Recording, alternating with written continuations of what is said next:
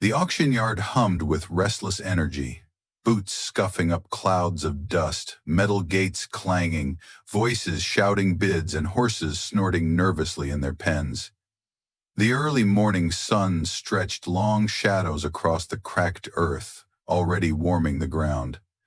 Among the rough ranchers and polished buyers, a young girl stood out, not by choice, but because her quiet softness seemed out of place in the chaos. Her name was Clara, 15 years old, gripping her grandfather's calloused hand as her eyes darted across the pens. Horses of all kinds shifted behind rusted bars, some with dull, resigned gazes, others pacing, ears flicking at the clamor. Each one they passed tightened Clara's chest. "You sure about this?" her grandfather Hank asked in a gravelly voice. A weathered rancher, he'd seen better days in both health and fortune. Clara nodded, barely speaking. Her dark hair was pulled into a low braid, her jeans still streaked with dirt from morning chores, but her eyes burned with quiet resolve. Hank paused by a far pen, its crooked sign reading, Lot 129, caution, wild, no refunds. Inside stood a horse unlike any Clara had seen, a towering black stallion, rigid as a coiled spring, his flanks scarred, his eyes wild and fathomless, piercing through rather than at you. "That's the one?" Hank asked, brows knitting. Clara nodded again. A handler approached, shaking his head. "You don't want that one, miss. 4 men couldn't halter him. Kicks like a devil, won't let anyone near." "What's his name?" Clara asked, stepping closer. "Name?" the handler scoffed. "And got one. More beast than horse. Came from the high desert months ago. Probably fought off wolves or worse. Broke a man's ribs first week here." Clara didn't flinch. She locked eyes with the stallion, and for a fleeting moment he stilled, ears steady, breathing slower. Then he jerked away, slamming the bars. Hank saw it too, but stayed quiet, resting a hand on her shoulder. "Let's see how the bidding goes." The auction started within the hour, trailers and buyers crowding the main ring. Horses were paraded in, some skittish, others dulled by drugs, as the auctioneer's voice rattled off bids with cold precision. Clara sat beside Hank, silent, each sale twisting her gut, especially the young ones snapped up by kill buyers for slaughterhouses out of state. She knew what awaited horses that didn't sell. The stallion from Lot 129 had no chance if no one bid. When his number was called, the crowd's interest had waned. Handlers didn't dare lead him out. They opened the pen from afar with poles and whistles. The horse charged into the ring, kicking dust, dragging chains, rearing with a scream before slamming the fence. The crowd gasped, stepping back. The auctioneer chuckled nervously. "Lot 129, folks. Who dares?" Silence. A voice from the back yelled, "Put that monster down!" Clara stood. Hank grabbed her arm. "Clara, don't!" But she was already moving, steps echoing in her ears as the crowd parted. She climbed beside the auctioneer. "I'll bid," she said, voice clear. Laughter rippled through the crowd. Some stared, stunned. The auctioneer raised an eyebrow. "Miss? You sure?" $100, 0 cents, Clara said. "That ain't a horse, girl," a man muttered. "That's suicide." The auctioneer cleared his throat. "We have $100, 0 cents. Any others? Going once? Twice?" Someone jeered. "Let her have it." The gavel fell. "Sold to the brave young lady." Mocking claps and whistles followed. Clara stood frozen, watching the stallion thrash, her legs trembling but her gaze steady. Hank met her at the steps, lips tight. "What's your plan now?" "I don't know," she admitted, "but I couldn't let them kill him." They waited hours for the crowd to thin and the handlers to wrangle the stallion for transport. Hank's old trailer, brought as an afterthought, was back to the pen. Using boards and grain, they coaxed the horse inside after an hour and 3 near misses. He stood, panting, eyes blazing. The drive home was silent, Clara in the truck bed, heart pounding, Hank's knuckles white on the wheel. At the ranch, they backed the trailer into a small corral behind the barn. The stallion exploded out, hooves slamming the ramp, tail high, running circles and testing the fence. Clara watched from behind the barn door, unsure. Hank joined her, handing her a mug of tea. "That horse'll break something," he muttered. "Maybe," she said. They watched in silence. "Why this horse?" Hank asked finally. Clara paused. His eyes. He's not just scared, he's angry, like he's been let down too many times. Hank raised an eyebrow. "You relate to that?" She looked away. "Maybe." Hank sighed, sipping his tea. "You know what you're up against." "No," she admitted, "but I'm not giving up on him." Her voice was soft but unshakable. Hank recognized that tone. He'd used it himself years ago, fighting to save the ranch after his wife's death. It wasn't naive, it was stubborn hope. That night, Clara couldn't sleep. She slipped out to the corral, climbing the top rail under the moonlight. The stallion stood in the far corner, breath clouding the air. She didn't speak, just watched. An hour passed, then two. At one point he looked up, their eyes locking.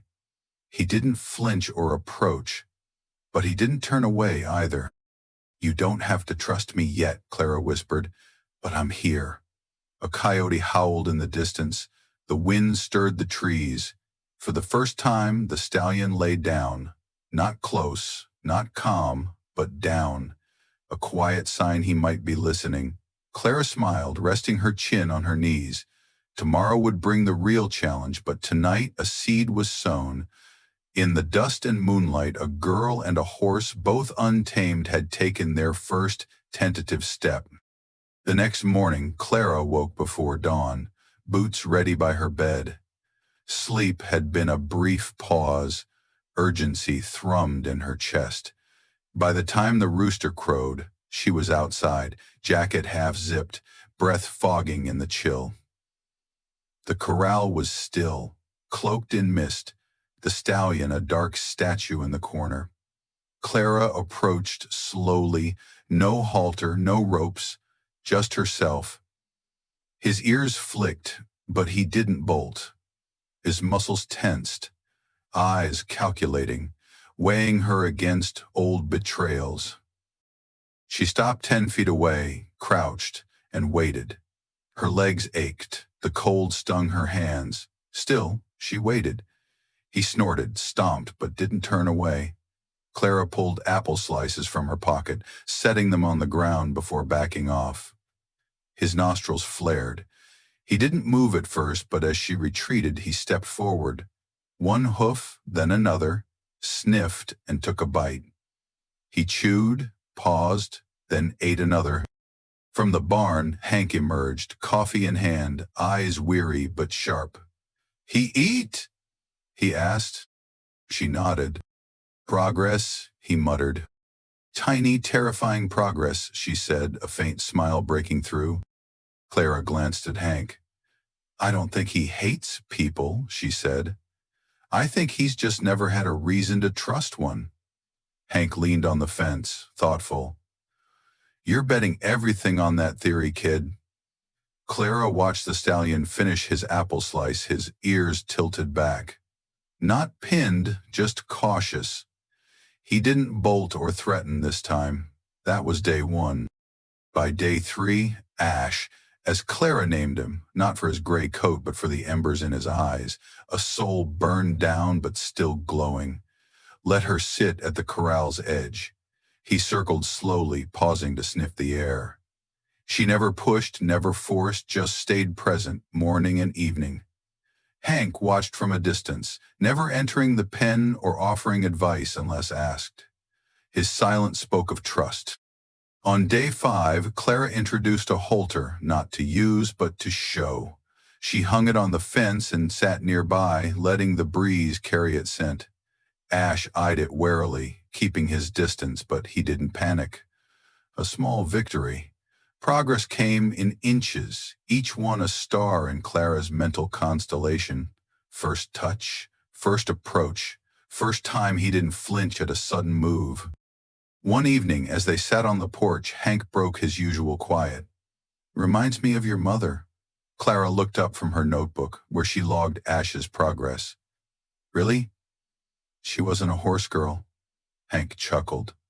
"No, but she had that same look, like she was born to mend what others gave up on." Clara's faint smile faded. "I barely remember her." Hank's voice softened. "You were 6. Cancer's a cruel thief." Silence stretched. "I remember her laugh," Clara said finally. "And how she sang when we cleaned the kitchen." Hank nodded, sipping his tea. "She'd be proud of you."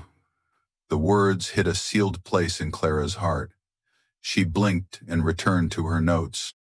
On day 10, Ash let the halter slip over his nose. He flinched twice, backed up, but didn't explode. Clara tightened it gently, her fingers trembling, then stood beside him, hand on his shoulder. "Good boy," she whispered. "You're doing so good." Ash exhaled, muscles easing. The next days found a rhythm. Halter on, short walks in the corral, soft commands, trust exercises. Clara's voice became his guide, her touch a signal, her presence a calm. But not everyone saw it that way. Word spread in town about the girl and the wild BLM stallion. One afternoon, as Clara led Ash outside the corral for the first time, a rusted pickup pulled up. A man in polished boots and a too-clean jacket stepped out. "Toby Harker," he announced. "I own Whispering Pines facility. Heard you've got a problem horse." "Impressive. Thought I'd take him off your hands." Clara stiffened. "He's not for sale." Harker's smile was thin. "Not looking to buy, sweetheart, just help. That animal's dangerous, could hurt you bad. I've got handlers, facilities, he'd be managed properly." Hank, stepping from the barn, crossed his arms. "We're managing fine." Harker's smile faded. "Suit yourselves, but if he gets loose or hurts someone, don't expect the county's sympathy. That horse has a record." As he left, he added, "Nice animal, though. Shame what'll happen when he snaps." That evening, Clara stood by the corral, watching Ash graze. Her hands trembled, not from fear, but anger. Doubt crept in. Hank joined her. "You don't have to prove anything to that man." Clara kept her eyes on Ash. "It's not about him." "I know," Hank said. "But this horse isn't a trophy or a redemption story you owe the world." She nodded. "He's just Ash. I want him to know what safe feels like." They pushed boundaries carefully. Clara introduced a saddle, first to sniff, then draped gently across his back. No cinches yet. Ash flinched, but didn't fight. Each milestone brought triumph and a creeping weight. The closer they got to success, the more Clara wondered if Ash was meant for more than their quiet life. One morning, after leading Ash through a creek, his first time in running water, Clara noticed a hitch in his stride, favoring his left rear leg. She crouched, inspecting his hoof. Nothing obvious. "Hank, can you look?" Hank examined it. "Old injury," he muttered. "Healed wrong. Maybe a break from the wild, could be arthritis setting in. Will it worsen?" "Depends," Hank said. "He won't be a jumper or racer. That leg can't take it." Clara looked at Ash, eyes calm. "He doesn't have to run," she said. "He just has to be." Weeks passed. Trust deepened. Ash met Clara at the fence each morning, whinnying softly. He let her touch his face, clean his hooves, brush his scars. One afternoon, Clara swung into the saddle. No reins, no pressure, just a few minutes of breathing together. It wasn't a victory lap. It was a promise kept. Beneath the vast Montana sky, Ash stood unflinching, a steady presence under Clara's weight. Hank watched from the porch, pride flickering beneath his weathered exterior. As Clara dismounted and ran her hand along Ash's neck, she murmured, "You did it?" Yet she knew trust, fragile as glass, could break with one misstep, and men like Toby Harker were far from done. The sun sank, gilding the fields, and Clara gazed at the horizon. Whatever lay ahead, she and Ash would face it as one. A week later, Clara was mucking out the barn when the phone rang. Hank answered in the kitchen, his voice dropping low, a sure sign of trouble. Clara walked in, wiping her hands on her jeans, and saw his face, hard as stone. "What is it?" she asked. He hung up slowly. "Animal control. Complaints filed, multiple. They say Ash is dangerous, that his adoption was illegal. They're sending an inspector." Clara's heart lurched. "Illegal? That's a lie. I followed every rule." Hank rubbed his neck, jaw tight. "Doesn't matter. Someone with money and a grudge can make trouble stick. Probably Harker." The day blurred into frantic preparation. Clara scrubbed the corral, checked tack, organized permits into a neat folder. Ash watched from his paddock, sensing her tension. The inspector arrived next morning, clipboard in hand, eyes cold, already decided. Clara showed him Ash's routine, training logs, vet records. Ash stood calm, letting the man check his hooves.